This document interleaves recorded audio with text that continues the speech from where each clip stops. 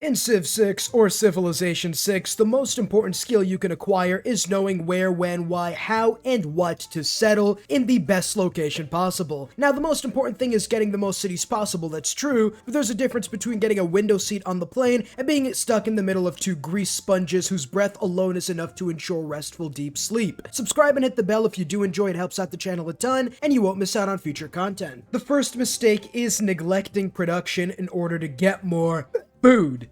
Food? Hell nah, where's the hammer and sickle at? You'll eat over my dead ideology. Food in this game is important, sure, but if you don't have the production to make use of that population, and it takes you generations of skillful craftsmen and meshing of different ideas to build a monument that only your great-great-grandchildren will ever enjoy, then yeah, you need more production. There's no point in neglecting production for food, just for the simple fact that you grow to get districts and to work good tiles, which is production 99% of the time. The thing with districts, though, is that 3 are more than enough for most cities, and I don't see a game where industrial zones, campuses, and commercial hubs aren't enough to win the game. Or you can replace campuses with your victory type, like holy sites, theater squares, doesn't really matter. The point is that getting 7 population is probably the best situation that is achievable when you're feeding your people less than Imperial Japanese war prisoners. Traders, as well as the fact most tiles give you at least 1 food, and you have other buildings like granaries, if needed, and watermills, again, if needed, since they aren't the best use of production in the early game. At the very least, they can help you grow cities a little bit more once you have some time to spare. Then you should easily be able to get 7 population and up to 10 in most cities if you really wanted to with traders, even if they are only a conglomerate of 1 to 2 tiles. The thing with food is that the higher your population is, the more amenities you need, which can be crippling depending on the amount of amenities you have. The difference between -1 and +5 amenities is about 30% to all yields aside from food. -1 gives you a 10% debuff, whereas +5 gives a 20%, so the swing is 30% and even bigger than a TheCivLifeR subscriber's genitals for the entire game, as that equals 2 kill was in the best situation. Unless you have some really good tiles, then the higher population is only going to give you more districts, which doesn't make that big of a difference at over 7 population. This mistake isn't necessarily against food. If you see plenty of 3-2 tiles, then yeah, grow those wheat fields, baby, let's get to 20 population. But if you're growing just for the sake of growing, then settling in situations with less food and more production is better over the course of a game, as long as you have ways to grow the city. Getting an early trader or having an early 2 or 3 food tile you can work is ideal, so don't go settling in deserts because they have hills, and TheCivLifeR told me to dodge food like body axe enthusiasts dodge showers. But if you do find that you can get a really high production spot or a food spot, go for the production spot, unless A, you need to grow quickly to get more loyalty pressure since citizens are a huge part of loyalty, B, you need 4 to 5 districts ASAP in that city for whatever reason. It's never really happened to me, but I guess that could be a logical reason, or C, you're playing the Kamai. This wine plug dad bod pinnacle of human genetic development, I'd do anything to get his chromosomes and dissect his genetic data, wants his cities to be more or less at 20 population to get 20 tourism, making it inevitable for the world to be listening to his rock music and wearing his blue jeans. But unless we're talking about specific civs, strategies, or even scenarios or challenges, then for the most part, the more production you can find, the better, and food should come underneath that in the priority list. Bonus resources and terrain are good, and quite frankly can give you a nice stim-packed, caffeinated, or drug-infused boost to productivity of your city, whether it be wheat, stone, or forests and jungle. So never settle on these resources for whatever reason. Settling on a removable feature like forests is the worst thing you can do because of the fact those tiles get removed and you get no bonuses for it. None. Like if a builder chops a forest, you get production, but if you settle on one, apparently they burn the wood or throw it out or some shit because you don't get the production or food bonus for settling and subsequently removing the resources. Resources are different since settling on them keeps the tile and gives you the advantage of the yield and accumulation of the tile. When it comes to terrain, sometimes settling on open terrain is just as bad though. If you settle on a grassland's hill, you get a 2-1 tile. Settle on a flat grassland, you get a 2-1 tile. So why settle on the hill when you can improve it with the mine and get more production out of it? The way cities work in Civ 6 is that they always give 2 food, 1 production on the city tile minimum. So you can settle in the middle of the Sahara and still somehow find a way to scrap together 2 food 1 production on the city center. But the way you get more yields than that is if the tile itself has more yields. Settling on a 1-1 tile will add in another food to make sure you can keep up with growth rate and produce something. But settling on a 3-2 tile without any terrain that's going to be chopped will give you the 3-2 of that tile and add in nothing else, because don't be greedy, bitch. So the best places to settle are luxuries, strategic bonus resources, or Plains Hills. Why is Plains Hills here? Well, it gives you 2 production, so settling on it gives a 2-2 tile, which is mathematically better than 2-1. When it comes to bonus resources though, there is something different. They give immediate extra yields, true, but they can't be improved if your city's fat ass is sitting on top of them, now can it? It's the same thing with luxuries and strategics, but you get something by immediately settling those two, like different yields you can't normally get like gold or science, but also the accumulative resources if you are going to war or you need the amenities. Bonus resources? No one wants to trade away deer. What made you think that was a suitable trade good? So those yields can improve the city, like a 3 food cattle tile will be a 3-1, but it might be better, nay, is better, to just improve those resources when you get the chance and settle on something else. We see here the average human individual that has a date coming up and needs to be at his pinnacle.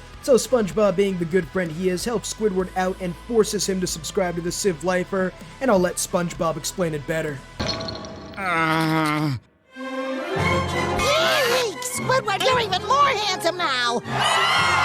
And the crowd is in a frenzy! That's right, leave a like and subscribe if you want to have the same facial structure as handsome Squidward, as well as 8 inches where it matters, and 2, more importantly, not miss out on future content. This next one is big. Have you ever had the most succulent, juicy, thick with 2 C's tiles in the second ring? Just 2 sources of bananas, forests as far as the eye can see, a single luxurious spice tile that makes you spice up the flavor of your own underpants? No? It's because you aren't looking for it. Some of the time we look at the first ring for yields and completely ignore the juiciness the second ring can provide, since when you settle, those are what you immediately get, the first ring, and having to wait or spend money on potentially better spots that take a while to get big can turn people off. But the second ring is just as important, since you can grab those tiles either culturally or even by just spending the money. Don't try to grub every penny you have, spend a little, get your cities big so you can easily get through the late game. It's not just the second ring, but in my opinion, that's when you should stop paying attention for tile yields. Districts are different, of course, but by the time your city can grab the third ring, you're already well on your way to victory, unless you feel like shilling out 2 Benjamins for a single tile. The second ring, the one where you can actually get immediately or near so, especially after grabbing a monument, should be on your mind just as much as the first ring. Since you also want to keep your cities as close together as possible to get the most amount of districts, this goes doubly so, because in that situation, then you can only really work 2 rings for most of your cities, and of those rings, there's going to be at least 3 districts on them, really limiting the amount of tiles you have in the late game. Getting those quality tiles, especially when you think of the industrial zone, aqueduct, and even dam usually being placed within the first 1 or 2 tiles, looking for exactly what you're going to be working by the late game is going to be key in determining where to settle. If you have some really good tiles and even enough spots for districts, but the first ring is just garbage, it's always worth it to settle that garbage city until it grows, gets more tiles, and becomes strong over the next 20 to 30 turns. The only thing I would look out for is if those really good tiles occupy good district locations. Then I wouldn't necessarily count them unless I'm okay with leaving the district until a lot later, or just not having the district in general, which is almost always a no-go for me at least. Having good tiles over 2 rings to counteract the districts you're building, which with aqueducts, dams, and wonders can be upwards of 5 to 6 tiles, will give your cities good, non-wasteful tiles to work and help keep the city's production and yields high, even with all those quote-unquote useless tiles, since working districts with citizens isn't the best thing to do. Next up, we have yields over districts. Don't do that. Now, while yields can be good and provide just as much pleasure as any website with the suffix hub, they aren't nearly as important as districts. Now, the thing about districts is the fact that they are the only reliable source of certain yields, like culture and science in the game, whereas you don't get any science from working cotton or farms, for example. This right here is huge, especially with the double district adjacency policy cards, natural philosophy, for example, so a +3 campus versus a +2 campus is actually +6 and +4, not even taking into account rationalism, which might as well be a backbreaker considering the fact it increases increases science yields in the city by 50% if it has a +4 campus or 15 population, which won't consistently happen in each city. Districts are the most important factor to consider in most cities, especially after you set up your main 3 to 4 cities that are going to carry your production and food outputs. You know, they're the real big guns, the real guys that are going to build your spaceship parts, the big wonders in the late game, that kind of stuff. The other cities on the outskirts and the further away you get from the center of your empire are always going to be behind, especially if you settle cities after turn 100. So most of the time, you're not going to get too much out of those cities unless you have disgusting locations, all hail +6 campus adjacency supremacy. Now, I'm using campuses because they are the biggest district that requires proper settling ability, since theater squares get most of their adjacency from other districts like the entertainment complex, and wonders, well, it's the same thing for industrial zones with dams and aqueducts. Commercial hubs only need a river. That's the only thing aside from getting it from other districts that the commercial hubs can get adjacency for, and since holy sites aren't built in most non-religious games, then campuses are the one district where your settling choices can change your game. Getting multiple mountains and knowing where to place the cities to get the most adjacency is going to be much more beneficial than, for example, getting one stronger city like you would in Civilization 5, because in Civ 6, districts are your father, so you address them as Mr. Lieutenant Major General Big Daddy Sir District Daddy. In any case, look for good locations for districts and then place districts around them before planning out cities after getting your 3 to 4 main cities situated that will build all the wonders, spaceship parts, and the hard stuff. Last video's question of the day winner goes to William Mooney, and dear goodness, this Elizabeth Albert Einstein +25 research lab strategy makes me want to moon Mooney. That right there is a disgusting science strategy, one that I'll be trying for the future. For today's question, what was the best city you ever settled? Could be a city that turned good like a Petra, or one that won you the game after you lost your capital, for example. Let me know down below in the comments. The last mistake is going all out and trying to settle near natural wonders. Now, I don't mean the good ones that can give you yields to adjacent tiles, for example, like Mount Roraima. I'm talking about ones that give unique yields and are like 2 tiles long, like the Dead Sea, because they can cripple your city's growth, you know, ones like the Fountain of Youth, or even something like the Dead Sea, or even Cliffs of Dover isn't that good. These tiles can be good to work, sure, but in total, getting 4 culture and 4 faith isn't going to change your game or anything. Settling near these wonders might seem nice in the moment, even something like Cliffs of Dover giving 2 food and 3 gold seems good even, but they aren't worth sacrificing if A, you have no fresh water to speak of, and B, you're giving up much more valuable locations because natural wonder brain go ooh ooh ah ah. Natural wonders in most cases can honestly be ignored, even ones like Mount Roraima or something, since they give yields to surrounding tiles. You can place